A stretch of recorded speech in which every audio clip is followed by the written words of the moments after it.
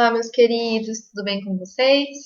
Bom, a nossa aula de redação dessa semana vai ser sobre o gênero carta. E aí eu me lembro, né, que eu tinha perguntado em SAS, se vocês já tinham estudado, muitos disseram que sim, e é natural, né? O gênero carta e o que vamos estudar hoje, especificamente carta pessoal, é um tipo de gênero que no ensino fundamental é bastante trabalhado, quando as professoras ensinam, por exemplo, vocativo, parágrafos, períodos, essas coisas para ajudar. Por ser um tipo de texto bastante tranquilo e bastante simples de ser feito, ele é bastante utilizado. Mas uma coisa que vocês podem estar se questionando é: bom, cheguei no colegial, vivo num mundo completamente conectado, com internet, WhatsApp o tempo todo, para que eu preciso aprender o gênero carta pessoal? E aí a resposta que eu dou para vocês, meus queridos, é que a maioria dos vestibulares que exige a produção de gêneros textuais que não seja a dissertação argumentativa, outros gêneros, pode pedir a carta. Por que esses vestibulares podem pedir a carta? Porque a intenção do vestibular, pessoal, além de perceber se você é um aluno que sabe estruturar o seu texto, sabe, né, relacionar o tipo de linguagem que você deve escrever, o tipo de linguagem que você deve usar para escrever o seu texto, os vestibulares buscam um aluno que seja completo. Como assim? Um aluno que, mesmo sabendo que atualmente nós não usamos o gênero carta quase em nenhuma situação, carta pessoal especificamente, que o aluno saiba, pelo menos, que durante o momento da história, essa foi quase que uma das únicas formas de comunicação e principalmente entenda as modificações que aconteceram durante todo esse período até chegarmos nos gêneros que nós utilizamos para nos comunicar hoje, como, por exemplo, o e-mail, o próprio WhatsApp e blogs, né, que até o blog já está sendo menos utilizado, discursos de Facebook, legendas de Instagram, tudo isso configura como gênero pessoal, mas o que interessa para o vestibular é se você é um aluno completo, ou seja, que tem uma bagagem de mundo a ponto de perceber todo esse processo histórico de modificação da linguagem, de modificação de estrutura de texto, e é por isso que nós continuamos estudando o gênero carta pessoal, porque ele nos dá um indício muito grande de como eram as comunicações antigamente, como elas foram evoluindo, né? Como a comunicação foi evoluindo e mudando com o passar do tempo. Então, a carta pessoal, por mais que a gente não utilize muito hoje, como eu escrevi aqui para vocês, todo mundo conhece, todo mundo sabe o que é, e o importante de pensarmos é que a carta pessoal é um gênero discursivo em que o autor da carta, no caso você, conhece o interlocutor, a ponto de ter uma relação de intimidade, uma relação de proximidade. Então, isso já nos dá um indício de que eu estou escrevendo para alguém que é próximo, seja um amigo, seja um familiar. Isso já me dá um indício de que linguagem eu vou usar, de que tipo de assunto eu vou tratar. Porque se eu estou escrevendo para alguém próximo a mim, próximo, claro, em relação à intimidade, não necessariamente próximo fisicamente, porque aí não teria por que escrever uma carta, quando eu sei desses pressupostos de uma carta, eu já consigo entender o que o vestibular vai esperar de mim. Então, de modo geral, a definição para vocês. É um gênero discursivo em que o autor do texto se dirige a um interlocutor, lembrando, interlocutor é com quem eu falo, que conhece com o qual pretende estabelecer uma comunicação à distância. Por que à distância? Porque, obviamente, você está escrevendo uma carta, a pessoa, né, não está próxima a você. Então, como eu disse a vocês já, as cartas pessoais hoje, ela tem uma circulação bem mais limitada, nós quase não utilizamos. E elas começaram, né, a ser substituídas pelos gêneros da internet, né? Então, com o advento de novas tecnologias, é natural, completamente natural e aceitável que elas se tornem obsoletas. Conhecem a palavra obsoleta? Obsoleta que caiu em desuso, ou que está próximo a cair em desuso, a não usarmos mais. Então, é natural que, pessoalmente, nós não escrevamos mais cartas. Tudo bem? Bom, meus queridos, em relação à linguagem, como eu disse, você vai escrever uma carta para algum amigo, para algum colega, e aqui a gente tem que pensar um pouquinho no conceito, né, no conteúdo de variação linguística e de como, em diferentes situações, nós utilizamos as diferentes modalidades da língua portuguesa. Vocês já devem ter aprendido isso, né? Nos estudos linguísticos pressupõe que o tipo de linguagem que nós escolhemos para utilizar tem que estar diretamente relacionado, meus queridos, ao contexto de uso. Então, é natural que, escrevendo uma mensagem, escrevendo uma carta, escrevendo um e-mail para minha irmã, para um amigo próximo, eu vá usar uma linguagem um tanto quanto mais informal. Então, eu posso colocar, e aí, como você tá? Até essas abreviações, o tá, claro que no texto a gente coloca entre aspas, gírias, beleza e etc., esse tipo de coisa, nós utilizamos em gêneros que permitem essa pessoalidade muito maior. Tudo bem? Então, como eu coloquei aqui para vocês, os textos de caráter pessoal devem ter um nível de formalidade estabelecido em função da imagem do interlocutor para quem são dirigidos. Agora, nós vamos ver na aula de carta argumentativa, que quando eu vou escrever uma carta, sei lá, para o prefeito, para uma autoridade, eu não posso falar, e aí, beleza. Por quê? Porque isso vai, né, de alguma forma, tirar a autoridade que eu tenho de escrever aquela carta, fazer com que ela não tenha os créditos necessários. Tudo bem? Então, o grau de formalidade já é percebido no vocativo. Pessoal, vamos só lembrar o que é vocativo? Vocativo é aquela expressão de chamamento. Então, eu falo, professora, isso é um vocativo. Professora, o que eu tenho que fazer? Professora é o vocativo. Na carta, pessoal, pensando na carta pessoal, o meu vocativo já vai dar, né, esse grau de intimidade, por quê? Se estou escrevendo para minha irmã, eu vou colocar minha querida irmã. Estou escrevendo para o meu amigo.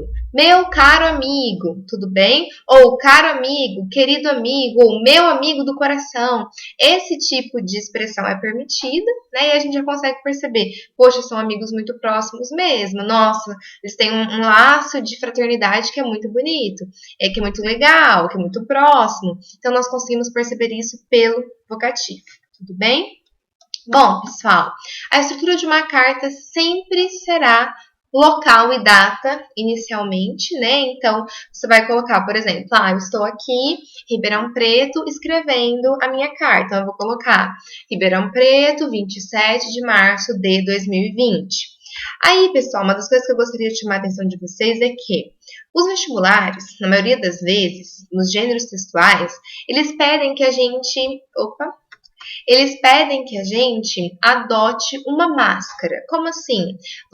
Escreva uma carta pessoal para a sua mãe que mora no Canadá e você mora na Itália e é um jornalista de um grande jornal.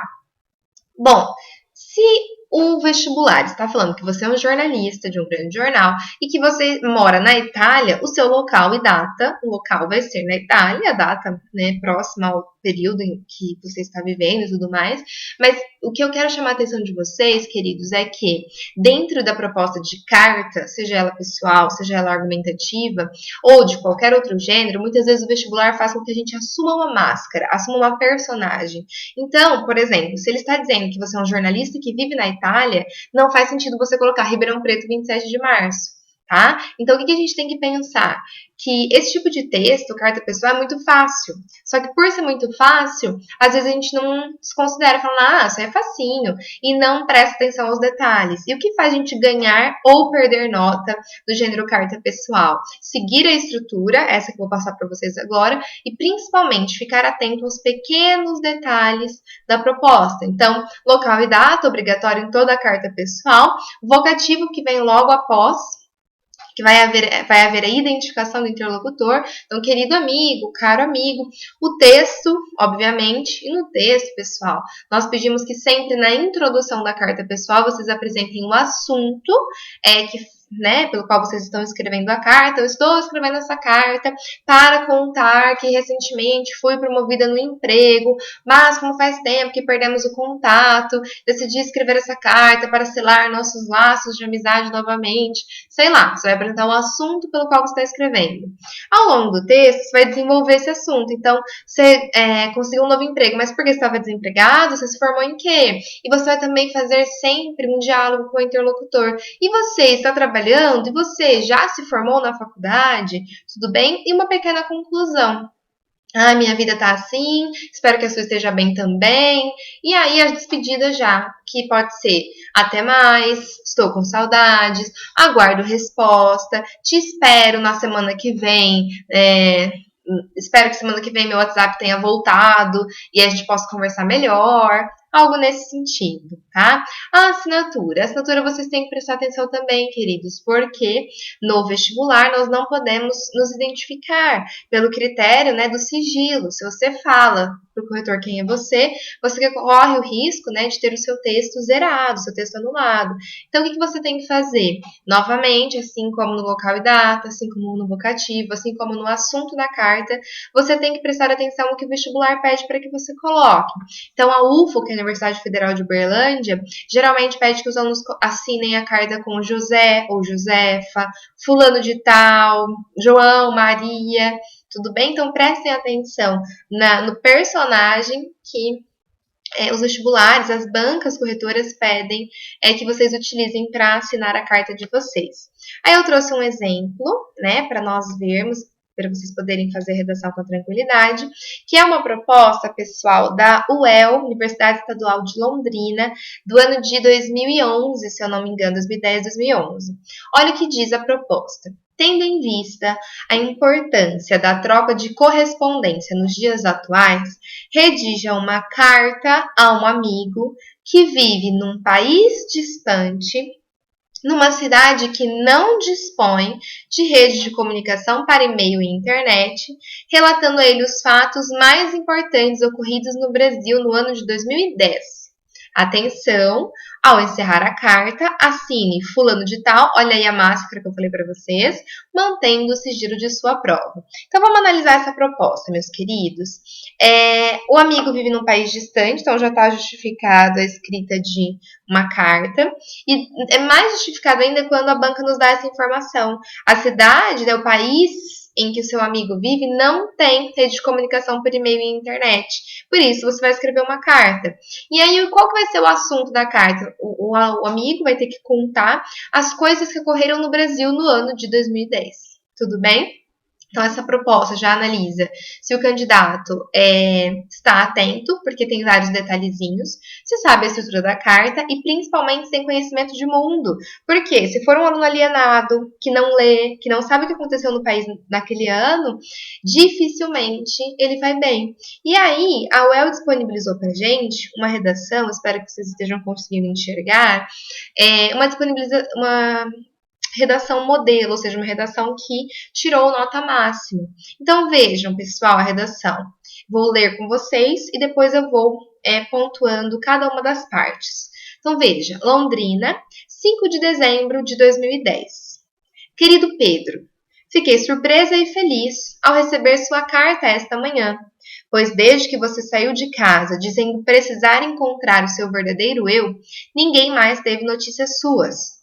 A saudade chegou logo após sua partida. Querendo ou não, já faz quase um ano que não o vejo. E hoje, meu coração vibra no peito, pois posso ao menos lhe escrever uma carta e contar alguns fatos que ocorreram em nosso país no ano turbulento de 2010. Bom, para começar, nossa política continua uma verdadeira comédia. A última é que elegeram um palhaço tiririca para deputado estadual em São Paulo, com o seguinte bordão: pior do que está, não fica. Você acredita nisso? Pedrinho, estamos em um circo em que a plateia é o palhaço. Dilma é a presidenta do país e o Palocci novamente chefia um de nossos ministérios. Pessoal, tudo isso aconteceu no ano de 2010. Ano passado você fez Enem, não é mesmo? Me lembro da sua indignação com o roubo das provas e a sua suspeita de não melhora. Você estava certo. Novamente o INEP falhou. A bagunça desse ano foi pior. Provas mal feitas, gabaritos trocados e tantos outros erros absurdos que deixam os estudantes com cara de bobos. É realmente uma vergonha para todos os brasileiros. Para, chega de más notícias. Falei com sua mãe ontem e lá na sua casa, todos, até o Lipe, seu cachorro, sentem falta de você perto deles. Não acha que está na hora de voltar? Se não por eles, por mim? Com grande carinho e muita saudade, fulano de tal. PS, estou grávida e você é o padrinho da pequena Clara. Pessoal, vejam essa carta e por que ela foi considerada acima da média. Primeiro, estruturalmente, ela segue exatamente o que está sendo pedido. Então, nós temos Londrina, 5 de dezembro de 2010, local e data. Vocativo, querido Pedro. Lembrando que depois do vocativo vocês podem colocar dois pontos, vírgula, ponto e vírgula. Ao longo do texto, pessoal, logo no início, ela já começa apresentando o assunto. Olha, eu recebi sua carta e essa é uma carta-resposta, né? A saudade chegou, você foi embora. E olha, ela já mostra logo no segundo parágrafo que ela vai atender ao que foi pedido, contar alguns fatos que ocorreram em nosso país no ano de 2010. Então, ela fala de uma questão política, né? Que de fato que tudo que ela coloca é verdade, aconteceu. A Dilma era presidenta nesse momento e foi o ano em que o Tiririca foi eleito. No ano de 2009, de fato, aconteceu um problema nas provas do Enem. No ano de 2010 isso se repetiu, então ela falou mostrando, né, que ela tinha conhecimento de atualidades. E no final ela trouxe uma questão mais pessoal. Daí ela se despede com grande carinho e muita saudade, assina com fulano de tal, como a UEL pediu, e aí uma coisa que eu não coloquei, porque não é obrigatória, é o PS. PS significa post-scriptum, que significa após a leitura, após a escrita. Ele vem logo depois da assinatura e é tipo uma informação que você queria ter colocado na carta, não colocou, esqueceu e colocou ali no final. O PS é até uma estratégia para que a pessoa responda a sua carta. Porque, por exemplo, vejam esse PS, estou grávida e você será padrinho da pequena Clara. É uma informação bombástica, né? Saber, nossa, ela está grávida, não me contou muito sobre isso.